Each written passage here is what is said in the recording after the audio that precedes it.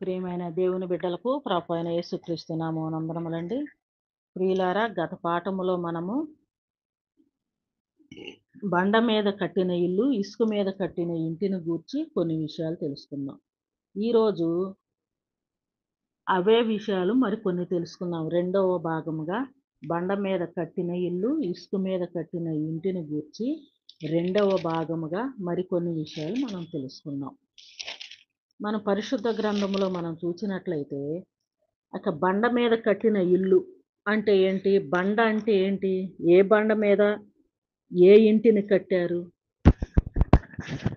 ఏ బండ మీద ఏ ఇంటిని కట్టాలి అనే అంశమును గురించి మనం కొన్ని విషయాలు తెలుసుకుందామండి.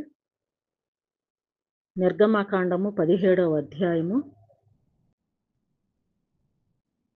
3వ వచనం నుంచి మనం చూసినట్లయితే, ఇశ్రాయేలీలు ఐగుప్తు ప్రయాణమును విడిచిపెట్టి ఐగుప్తిని విడిచిపెట్టి కానాను దేశానికి ప్రయాణమైన వచ్చినప్పుడు, వాళ్ళు ప్రయాణములో ఉన్నప్పుడు అరణ్య ప్రాంతంలో వారు ప్రయాణం చేయుచున్నప్పుడు అక్కడ వారికి నీళ్లు లేవు.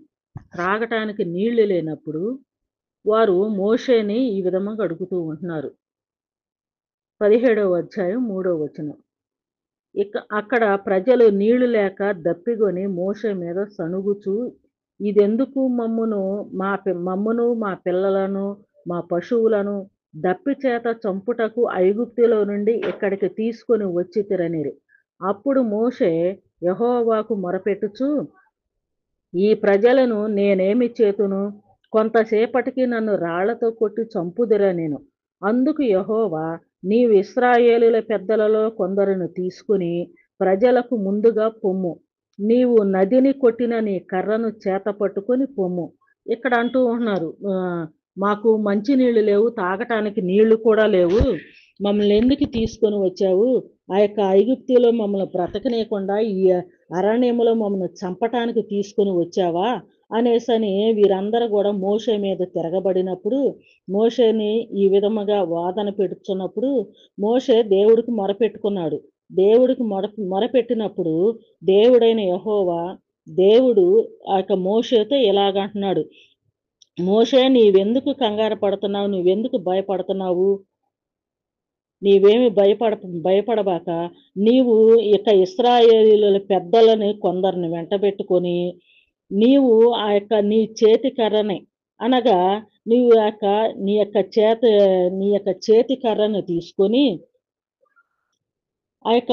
ఇశ్రాయేలీయుల పెద్దలని కొందరిని తీసుకొని నేను నీకు చూపించే దేశానికి రా, నేను నీకు చూపించే ప్రాంతానికి రమ్మంటున్నాడు. ఏమంటున్నాడు? అందుకు యెహోవా, నీవు ఇశ్రాయేలీయుల పెద్దలలో కొందరిని తీసుకొని ప్రజలకు ముందుగా పొమ్ము. నీవు నదిని కొట్టిన నీ కర్రను చేత పట్టుకొని పొమ్ము. అక్కడ హోరేబులో కొండ మీద నేను నీకు ఎదురుగా నిలిచెదను. ఏమంటున్నారు దేవుడు? నీవు హోరేబు కొండ దగ్గరికి నీవు వెళ్ళు. అక్కడ ఇశ్రాయేలీయుల పెద్దలలో కొందరిని తీసుకొని నీవు నదిని కొట్టిన నీ చేతికి నీ యొక్క కర్రను తీసుకొని నీవు హోరేబులోని కొండ మీద నేను నీకు ఎదురుగా నిలిచెదను. హోరేబులోని ఒక బండ మీద నేను నీకు ఎదురుగా నిలిచెదను. నీవు ఆ బండను కొట్టగా ప్రజలు త్రాగుటకు దానిలో నుండి నీళ్లు బయలుదేరునని మోషేతో సెలవీయగా, మోషే ఇశ్రాయేలీయుల పెద్దల కన్నుల ఎదుట అట్లు చేసెను. ఇక్కడ మనం చూసినట్లయితే మోషేని వారందరూ సనుగుకున్నప్పుడు దేవుడు, నీవు ఎందుకు భయపడతావు? ఇశ్రాయేలీయుల పెద్దలలోని కొందరిని, అలాగే నీవు నదిని కొట్టిన చేతి కర్రను తీసుకొని హోరేబులోని బండ మీద నేను నీకు ఎదురుగా నిలిచెదను. హోరేబులో ఒక బండ మీద నేను నీకు ఎదురుగా నిలిచెదను. నీవు ఆ బండను కొట్టగా, నీవు ఆ బండను కొట్టు, ఆ బండలో నుంచి నీళ్లు వస్తాయి, ఆ నీళ్లు వాళ్ళు త్రాగుతారు, కనుక నీవు భయపడకు అనేసనని మోషేతో దేవుడు చెప్పినప్పుడు మోషే ఇశ్రాయేలీయుల పెద్దలను తీసుకొని హోరేబులోని బండ దగ్గరికి వెళ్ళినప్పుడు దేవుడు ఆ బండ మీద నిలిచి ఉన్నప్పుడు మోషే ఆ బండను కొట్టాడు. మోషే బండను కొట్టినప్పుడు ఆ బండలో నుంచి నీళ్లు వచ్చినట్లుగా మనం చూస్తూ ఉంటున్నాం. అక్కడున్న ఇశ్రాయేలీయుల పెద్దలందరి కన్నుల ఎదుట ఆ బండను కొట్టగా బండలో నుంచి నీళ్లు వచ్చినట్లుగా మనం చూస్తూ ఉంటున్నాం. ఆ నీళ్లు తాగి వారందరూ కూడా ఆ నీళ్లు త్రాగి బ్రతికారు. ఇక్కడ వీళ్ళందరూ కూడా ఆ సనుగుకొని గొణుగుకొని ఉన్న వారందరూ కూడా ఆ విధముగా బండలో నుంచి వచ్చిన నీళ్లు త్రాగి తృప్తి పొందినట్లుగా మనం చూస్తూ ఉంటున్నాం. 1 కొరింథీయులకు రాసిన పత్రిక 10వ అధ్యాయము 1 కొరింథీయులకు రాసిన పత్రిక 10వ అధ్యాయంలో కూడా మనం చూసినట్లయితే 10వ అధ్యాయం 1వ వచనం నుంచి, సహోదరులారా, ఈ సంగతి మీకు తెలియకుండుట నాకు ఇష్టము లేదు. అదేదనగా మన పితరులందరూ మేఘము క్రింద నుండిరి, వారందరూ సముద్రములో నడిచిపోయిరి, అందరూ మోషేను బట్టి మేఘములోను సముద్రములోను బాప్తీసము పొందిరి, అందరూ ఆత్మ సంబంధమైన ఒకే ఆహారమును భుజించిరి, అందరూ ఆత్మ సంబంధమైన ఒకే పానీయమును పానము చేసిరి, ఏలయనగా తమ్మును వెంబడించిన ఆత్మ సంబంధమైన బండలోనిది తాగిరి. ప్రియులారా, ఇక్కడ మనం చూచినట్లయితే నిర్గమకాండంలో మనం చూసాం. ఇశ్రాయేలీయులకు దాహం వేసినప్పుడు, మంచినీళ్ళు అయినప్పుడు మోషే వెళ్ళి హోరేబులోని బండ మీద దేవుడు నేను నిలిచి ఉంటాను, ఆ బండను కొట్టు నీళ్లు త్రాగుతారు అనేసి చెప్పినప్పుడు మోషే ఆ విధముగా చేశారు. ఆ బండలో నుంచి వచ్చిన నీళ్లే వారు త్రాగారు. ఇక్కడ కూడా మనం పరిశీలన చేసినట్లయితే 1 కొరింథీ పత్రిక 10వ అధ్యాయములో పౌలు గారు చెప్తూ ఉంటున్నారు, సహోదరులారా, ఈ సంగతి మీకు తెలియకుండటం నాకు ఇష్టము లేదు. అదేదనగా మన పితరులందరూ మేఘము కింద నుండిరి, వారందరూ సముద్రములోనూ నడిచిపోయిరి, అందరూ మోషేను బట్టి మేఘములోను సముద్రములోను బాప్తీసము పొందిరి. ఎట్లాగా, ఏ విధముగా వారు బాప్తీసం పొందారు అంటే, వారికి ఇశ్రాయేలీయులు ప్రయాణం చేయుచున్నప్పుడు పగటి వేళ వాళ్ళకి మేఘస్తంభము, రాత్రి వేళ వాళ్ళకి అగ్ని స్తంభము. పగటి వేళ ఎండ దెబ్బలు తగలకుండా మేఘస్తంభము, రాత్రి వేళ చీకటి లేకుండగా అగ్ని స్తంభము వారికి తోడుగా ఉండి, వారికి ఏమీ తక్కువ కాకుండా ఆకలి వేసినప్పుడు ఆకాశము నుంచి ఒకే విధమైన ఆత్మ సంబంధమైన ఆహారమును వారు భుజించారు. ఒకే సంబంధమైన మేఘము క్రింద వాళ్ళు ఉన్నారు. ఒకే సంబంధమైన వారు ప్రయాణం చేయుచున్నప్పుడు సముద్రం అడ్డం వచ్చినప్పుడు సముద్రాన్ని పాయలు చేసి దేవుడు ఆ యొక్క సముద్రములో నుంచి వారిని నడిపించుకొని తీసుకొని వెళ్ళినట్లుగా మనం చూస్తూ ఉంటున్నాం. అందరూ ఒకే సముద్రములో వెళ్ళారు, ఒకే మేఘము క్రింద వాళ్ళు ఉన్నారు, ఒకే ఆహారమును భుజించారు, ఒకే బండలో నుంచి వచ్చిన నీటిని వాళ్ళు త్రాగారు. ఇక్కడ హోరేబులోని బండ మీద ఆయన నిలిచి ఉన్నప్పుడు ఆ బండను మోషేను కొట్టినప్పుడు ఆ బండలో నుంచి వచ్చిన నీటిని వారు త్రాగారు. అందుకని ఇక్కడ అంటూ ఉన్నారు, అందరూ ఆత్మ సంబంధమైన ఒకే ఆహారమును భుజించిరి, అందరూ ఆత్మ సంబంధమైన ఒకే పానీయమును పానము చేసిరి. ఎక్కడి నుంచి వచ్చినాయంట పానీయము? హోరేబులోని బండ మీద ఆయన నిలిచి ఉన్నప్పుడు మోషే ఆ బండను కొట్టినప్పుడు ఆ బండలో నుంచి వచ్చిన నీళ్లు, ఒకే బండలో నుంచి వచ్చిన నీటిని వాళ్ళు త్రాగారు. ఎలా అనగా ఆ తమ్మును వెంబడించిన ఆత్మ సంబంధమైన బండలోనిది త్రాగిరి. వాళ్ళు ఏ బండలో నుంచి తాగారంట?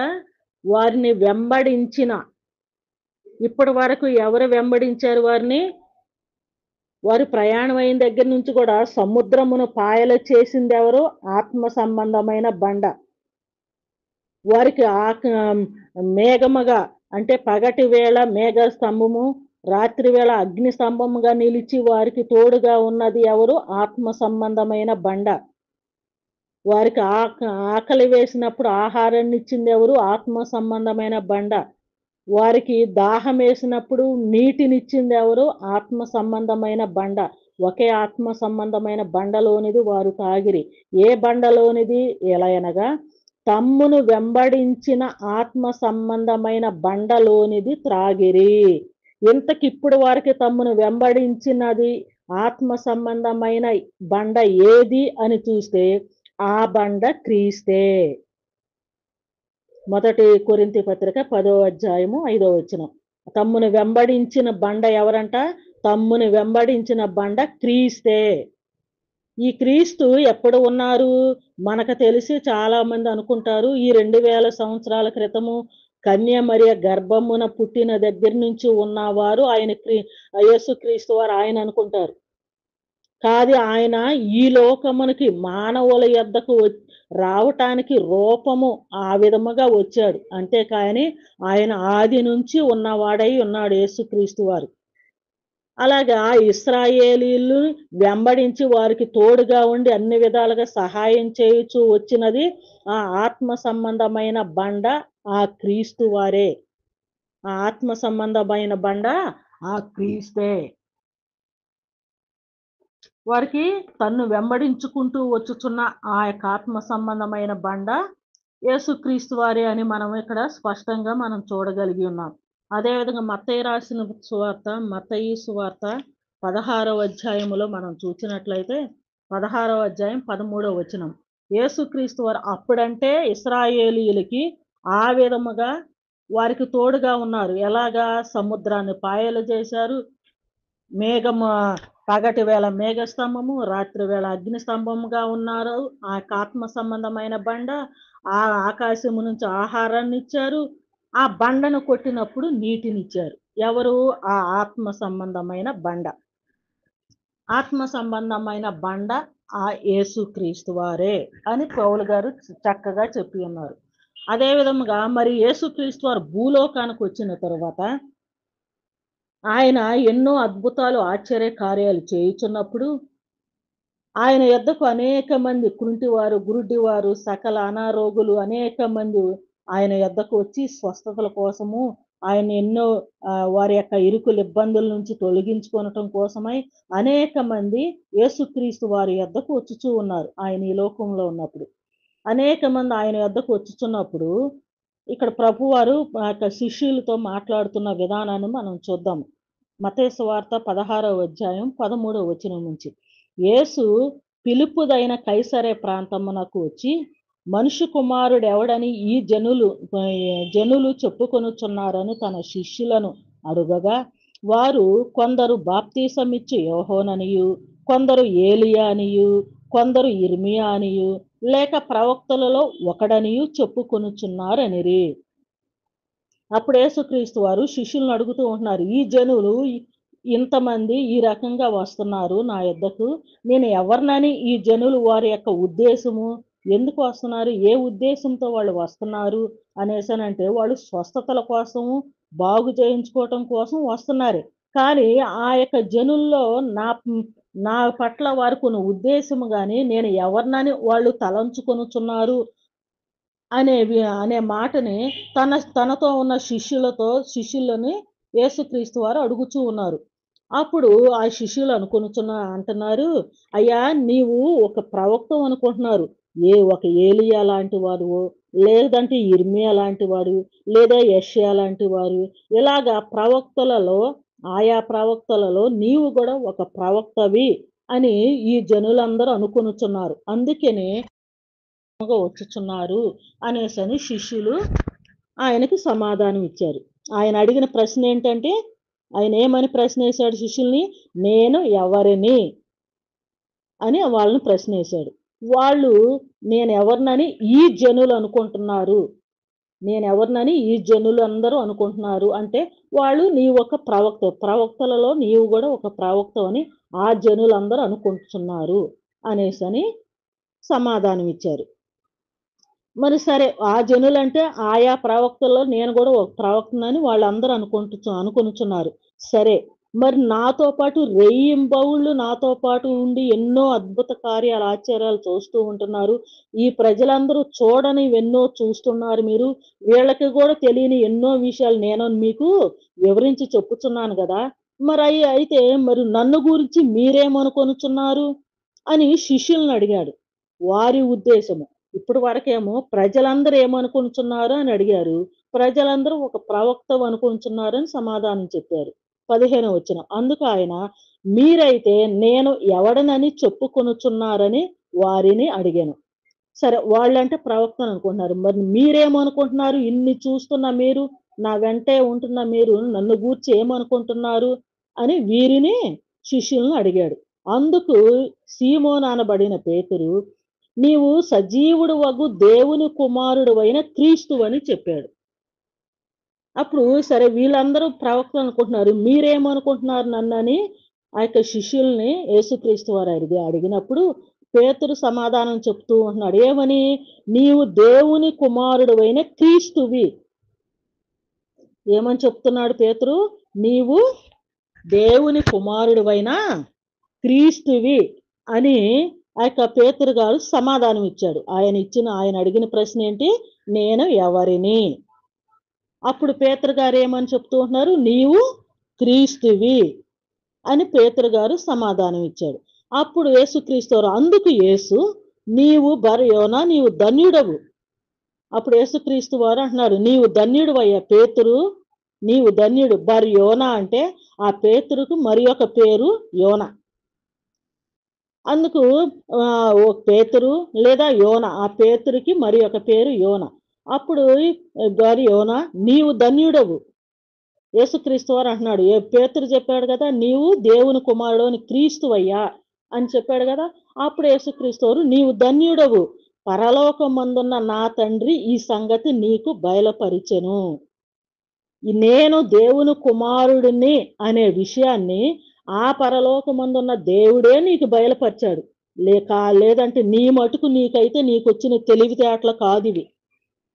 నీ తెలివితేటలతో ఈ విషయాన్ని చెప్పలా. ఏ విషయాన్ని?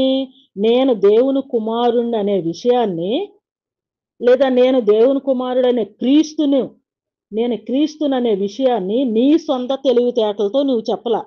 దేవుడే నీకు ఈ విషయాన్ని బయలుపరిచాడు. ఏ విషయాన్ని? నేను క్రీస్తును అనే విషయాన్ని దేవుడే నీకు బయలుపరిచాడు. ఏది ఏమైనా నీకు బయలుపరిచాడు కాబట్టి ఆ విషయాన్ని నీవు ధన్యుడివి అని చెప్పి, మరియు నీవు పేతురువి, ఈ బండ మీద నా సంఘమును కట్టుదును.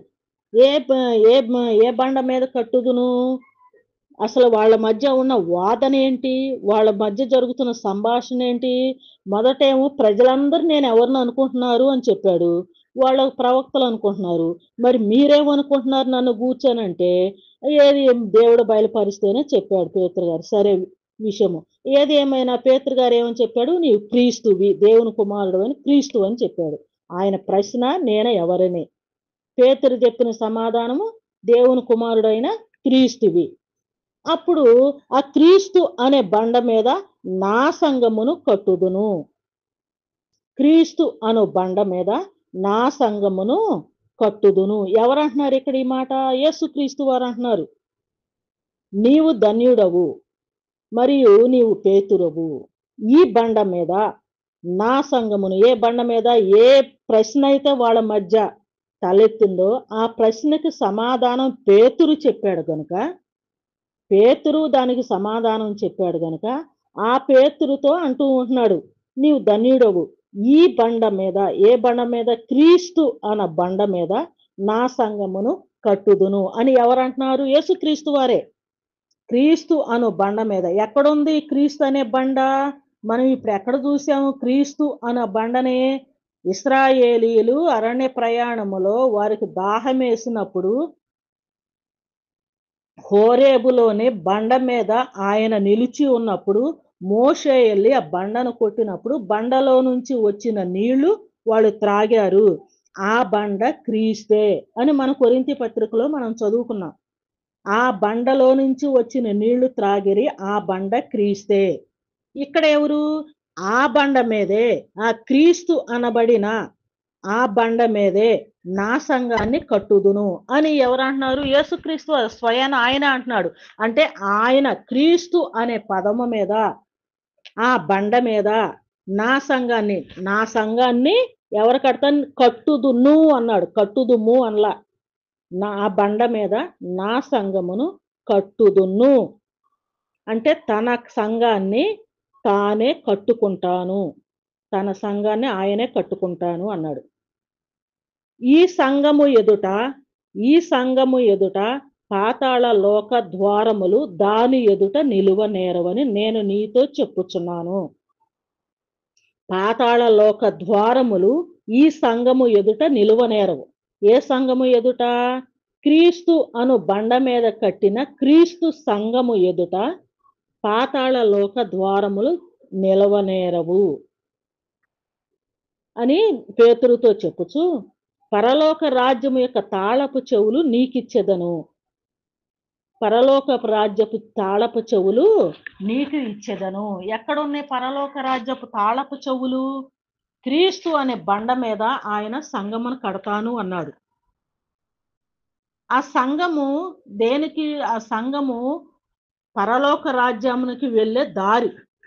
ఆ సంఘం ఏమిటి అంటే, ఆ సంఘము ద్వారానే, అంటే క్రీస్తు అనే బండ మీద ఆయన సంఘాన్ని ఆయనే కట్టుకుంటున్నాడు గనుక ఆ సంఘములో ఉన్న వారందరూ కలిసి పరలోక రాజ్యానికి వెళతారు. ఆ సంఘములో ఉన్నవారు మాత్రమే పరలోక రాజ్యానికి వెళతారు. కనుక ఆ సంఘానికి పరలోక రాజ్యానికి వెళ్ళే దారి ఆ సంఘము. ఆ సంఘము పరలోక రాజ్యానికి వెళ్ళే దారి ఆ సంఘము గనుక ఆ యొక్క ఆ దారికి, అంటే పరలోక రాజ్యపు తాళపు చెవులు, అంటే ఆ దారి వెళ్ళే సంఘానికి తాళపు చెవులు పేతురుకి ఇస్తాను అన్నాడు ప్రభువారు. ఏ విధముగా పేతురుకి ఇస్తానన్నాడు? ఎలా పేతురుకి ఇచ్చారని మనం చూసినట్లయితే, అపోస్తుల కార్యముల గ్రంథము 2వ అధ్యాయం మొదటి వచనం నుంచి, అపోస్తుల కార్యముల గ్రంథం 2వ అధ్యాయము మొదటి వచనం నుంచి గనక అన్ని విషయాలు చదివితే, ఆ పేతురు గారు ఆ యొక్క ఇశ్రాయేలీలను గూర్చి, దేవుని యొక్క ప్రణాళికను గూర్చి, యేసుక్రీస్తు వారు మరణ పునరుద్ధానాన్ని గూర్చి అన్ని విషయాలు వాళ్ళకి వివరించి చెప్పినప్పుడు, పేతురు యొక్క మాటలు వినిన వారందరూ, ఆయన మాటలు వినిన వారందరూ 17వ వచనం, 2వ అధ్యాయం, అపోస్తుల కార్యం 2వ అధ్యాయం 17వ వచనం. మీకు సమయం ఉంటే 2వ అధ్యాయం మొదటి నుంచి ఆఖరి వరకు 2వ అధ్యాయం మొత్తం చదివితే మీకు అర్థమైద్ది. ఇక పేతురు గారే మొదటిసారి యేసుక్రీస్తు వారి యొక్క ప్రవచనాల్లో ఉన్న విషయాలు, ఆయన వచ్చిన విషయాలు, ఆయన మరణమును గూర్చి, ఆయన పునరుద్ధానాన్ని గూర్చి, ఆయన్ని ఎవరు చంపివేశారో ఆ విషయాలన్నీ కూడా వివరించి చెప్పినప్పుడు 37వ వచనం, 2వ అధ్యాయం 37వ వచనం, వారు ఈ మాటలు విని హృదయములో నొచ్చుకొని, సహోదరులారా మేమేమి చేతుము అని పేతురును కడమ అపోస్తులను అడగగా, పేతురు, మీరు మారు మనసు పొంది పాప క్షమాపణ నిమిత్తమై ప్రతివాడు యేసుక్రీస్తు నామమున బాప్తీసము పొందుడి, అప్పుడు మీరు పరిశుద్ధాత్మ అను వరమును పొందుదురు. ఈ వాగ్దానం మీకును మీ పిల్లలకును దూరస్తులందరికీ, అనగా ప్రభు అయిన మన దేవుడు తన యొద్దకు పిలిచిన వారికందరికీ చెందునని వారితో చెప్పెను. ఈ వాగ్దానం మీకును మీ పిల్లలకును దూరస్తులందరికీ, అనగా ప్రభు అయిన మన దేవుడు తన యొద్దకు పిలిచిన వారికి అందరికీ చెందునని వారితో చెప్పెను.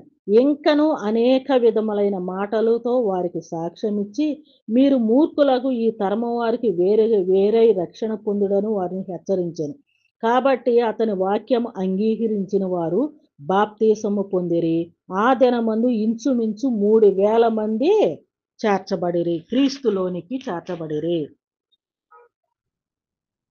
మొదటిసారి పేతురు గారు ఆయన మరణ పునరుద్ధానం అన్ని విషయాలు వివరించి చెప్పినప్పుడు అక్కడున్న ఇశ్రాయేలీలందరూ కూడా మారు మనసు పొంది ఆ పేతురుతో అడుగుతూ ఉంటున్నారు, అయ్యలారా మేమేమి చేయాలి, మరి పాపములు ఇవన్నిటిని క్షమించబడాలంటే ఏం చేయాలంటే, మీరు యేసుక్రీస్తు నామమున బాప్తీసం పొందుడి, అప్పుడు పరిశుద్ధాత్మ అనే వరాన్ని మీరు పొందుకుంటారు, అప్పుడు మీరు క్షేమంగా ఉంటారని చెప్పినప్పుడు ఆ రోజున అదే దినమున ఒకేసారి అందరూ సుమారుగా 3,000 మంది బాప్తీసం తీసుకున్నారు. అంటే సంఘము సుమారుగా 3,000 మందితో స్థాపించబడినది. పేతురు గారు అపోస్తులు కూడా వివరించి చెప్పారు. మరి ఎక్కువగా పేతురు గారు చక్కగా వాళ్ళకి అందరికి అర్థమయ్యేలాగా వివరించి చెప్పినప్పుడు, ఆయన మాటలు అంగీకరించిన వారు 3000 మంది బాప్తీసం తీసుకున్నారు. అదే మాట యేసుక్రీస్తు వారు మత్తయి సువార్త 16వ అధ్యాయంలో చెప్పుతూ ఉంటున్నాడు. పరలోక రాజ్యము యొక్క తాళపు చేతులు నీకిచ్చెదను అనేసని చెప్పాడు. అంటే పరలోక రాజ్యము తాళము ఎక్కడ ఉంది అంటే సంఘములోనికి చేర్చటం. క్రీస్తులోనికి చేర్చటం. పేతురు గారు మొట్టమొదటి ప్రసంగము చేసి 3000 మందిని రక్షించి క్రీస్తులోనికి చేర్చాడు. అందుకనే ఆయనే మొట్టమొదటిసారి ఆ యొక్క క్రీస్తులోనికి వెళ్ళటానికి తాళం తీశాడు. ఆ తాళం తీసి 3000 మందిని క్రీస్తులోనికి చేర్చారు. అందుకని అదే మాట ప్రభువారు చెప్పారు. పరలోక రాజ్యము యొక్క తాళపు చేతులు నీకిచ్చేదను అన్నారు. ఎందుకని? పేతురు గారు చెప్పారు. నేనెవరిని అంటే నీవు క్రీస్తువు అని చెప్పాడు. ఆ క్రీస్తు అనే బండ మీద నా సంఘమును కట్టుదును అని క్రీస్తు ప్రభువారే చెప్పారు. దానికి మొట్టమొదటిసారి తాళం తీసేది ఎవరయ్యా అంటే నీవే అన్నారు. అందుకని అపోస్తుల కార్యము 2వ అధ్యాయం మొత్తములో అన్ని విషయాలు వివరించి చెప్పినప్పుడు పేతురు గారి మాటలు విన్నవారు 3000 మంది రక్షింపబడ్డారు. ఆయన ద్వారా మొదటిసారి రక్షింపబడ్డారు కాబట్టి పరలోకపు తాళపు చేతులు ఆయన ద్వారా ఓపెన్ చేయబడినవి. ఆ విధముగా వాళ్ళందరూ రక్షింపబడి క్రీస్తులోనికి చేరారు. క్రీస్తులో ఉన్న వారందరూ అంటే క్రీస్తు యొక్క సంఘములో ఉన్న వాళ్ళందరూ పరలోక రాజ్యానికి వెళతారు. ముందు ఎక్కడికి పరలోకానికి వెళ్ళాలి అంటే ముందు ఎక్కడికి చేరాలి? క్రీస్తు యొక్క సంఘములోనికి చేరాలి. క్రీస్తు సంఘములో చేరిన వారు మాత్రమే పరలోక రాజ్యానికి వెళతారు. అందుకనే పరలోక రాజ్యపు ద్వారం ఎక్కడుందంటే క్రీస్తు యొక్క సంఘములో ఉన్నది. అందుకనే ఈ యొక్క పరలోక రాజ్యపు తాళపు చేతులు పేతురు గారు తీశారు. 3000 మంది ఆ యొక్క క్రీస్తు యొక్క సంఘములోనికి చేర్చబడ్డారు. ఆ తరువాత అప్పటి నుంచి నేటి వరకు చేర్చబడుతూనే ఉన్నారు. ఈ విధముగా అనేక మంది సంఘములోనికి చేర్చబడుతూ ఉంటున్నారు. ఎక్కడ చేర్చబడ్డారు అంటే క్రీస్తులోనికి. క్రీస్తు అనబడిన సంఘములోనికి. అంటే క్రీస్తు అనబడిన ఆ యొక్క బండ.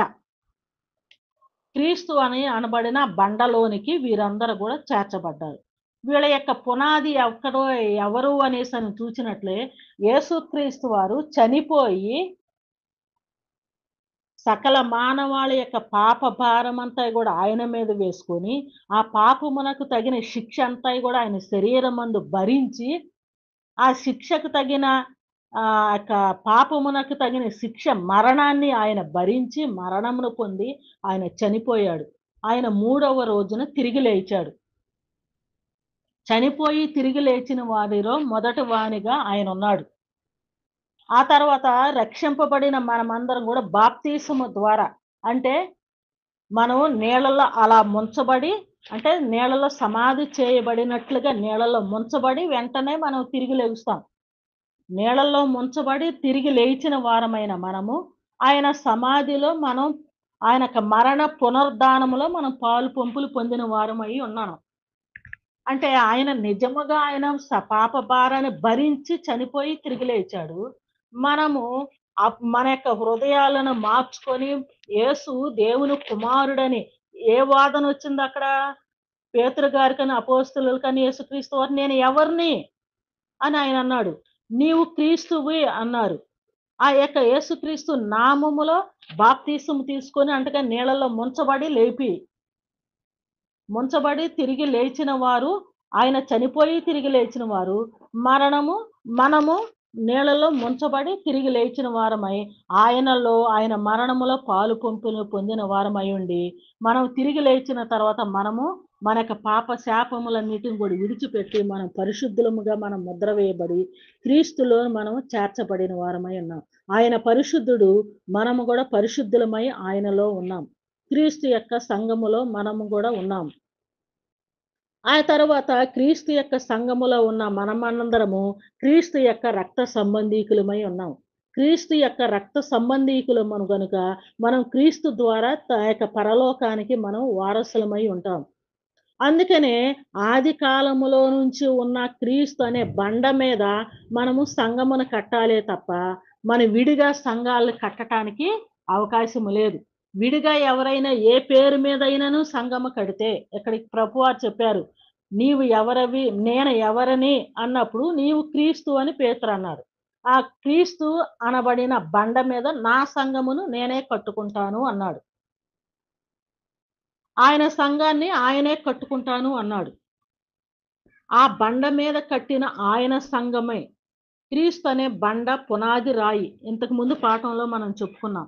ఆ క్రీస్తు అనే పునాది మీదే మనం సంగమును కట్టాలి తప్ప, విడిగా మరి ఇతర ఏ పేరుతో గాని, ఏ విధముగా గూడా మనం సంఘములు కట్టడానికి అవకాశం లేదని దేవుడు మనకిక్కడ తెలియచేయుచూ ఉన్నాడు. మనం చూసినట్లయితే మొదటి పేతురు పత్రిక 2వ అధ్యాయము, మొదటి పేతురు రాసిన పత్రిక 2వ అధ్యాయము. ఇంతకు ముందు చెప్పుకున్న విషయాలే మరి ఒకసారి మనం జ్ఞాపకం చేసుకుంటున్నామండి. పేతురు రాసిన మొదటి పత్రిక 2వ అధ్యాయము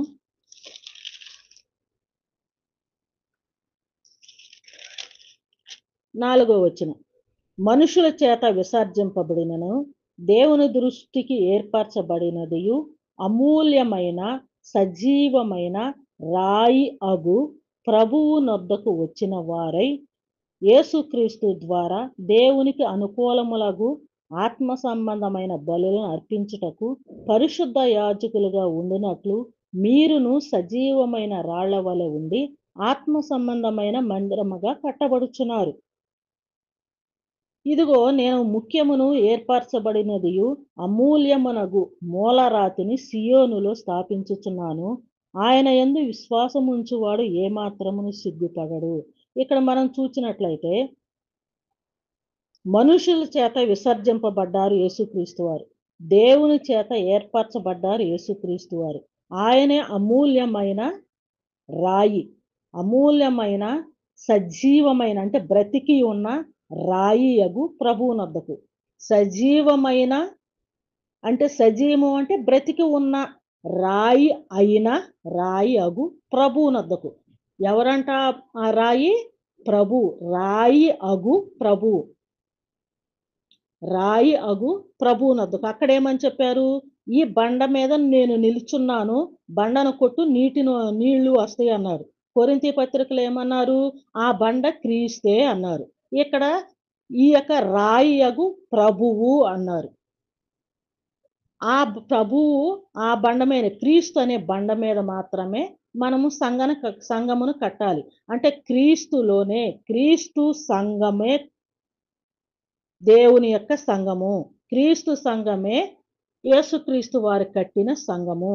ఆ సంఘములో ఉన్న వారు మాత్రమే పరలోక రాజ్యానికి వెళ్ళటానికి దారి ఉంది.